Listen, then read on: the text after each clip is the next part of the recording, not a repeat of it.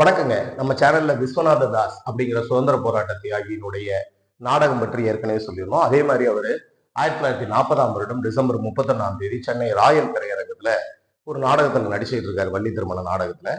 அதுல கழுகாசல காட்சி. அந்த காட்சியில முருகன் வேடத்துல வர்றாரு. வரும்பொழுது அவருக்கு திடீர்னு மாரடைப்பு ஏற்படுது. அப்படியே நெஞ்ச பிடிச்சிட்டு கீழே விழுந்துடுறாரு.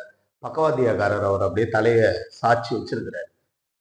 நாடகம் பார்க்க வந்த ஒரு மருத்துவர் அவரை பரிசோதித்து இறந்து போயிட்டார் அப்படிங்கிற தகவலை சொல்றாரு. மக்களுக்கெல்லாம் செய்தி பரவுது. எல்லாரும் கூட்டம் கூட்டமா அங்க வந்துட்டாங்க. அவர் அதே முருகர் வேஷத்துல மயிலாசனம் மாதிரியே ஒரு இறுதி யாத்திரைக்கான பாடைன்னு சொல்ற அந்த பொருளை கட்டி அதிலேயே வச்சு ராயல் திரையரங்கத்திலேருந்து நேரா ஓட்டேரி சுடுகாட்டுக்கு எடுத்துட்டு போய் அவரை இறுதி காரியங்கள் எல்லாம் செஞ்சு முடிச்சாங்க. ஏன் அத்தகைய புகழ் அவருக்கு கிடைச்சதுன்னா, சுதந்திர போராட்டத்திற்காக கடைசி வரை தன்னுடைய வள்ளி திருமண நாடகங்களை அவர் பயன்படுத்தியதுனாலதான். அதனாலதான் அவர் முருகன் உருவத்திலேயே இறந்தும் போனார்.